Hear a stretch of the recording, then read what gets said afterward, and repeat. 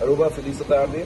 Aqui na nossa ricibi de 4 Guinness World Record para a isla de Aruba. Quindi sakta algo histórico. Pada isla chiquita assim aqui.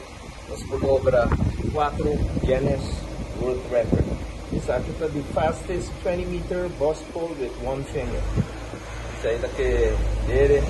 Caminha com o promedio tempo minolo grade de 200 mais assim ele tem tempo o Guinness World Record no por aqui. Quindi nós vai abrir agora aqui para o record, para a proposta oficial. Assim aqui é record também. Nós vamos aqui. The fastest 20-meter boss pole with one finger. Male. O tempo está 33.2 secondes. Caminho de recorde existente, que está outra promessa, que está outra 1 minuto por um par de segundos.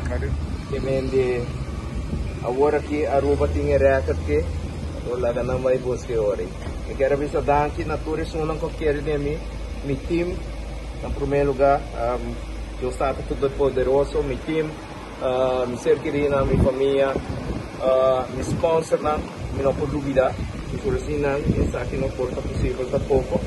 E por meus friends, por turismo não para suporte. E também pessoas não cuidam que era de mim, mas o moço tinha candela que sendo constante.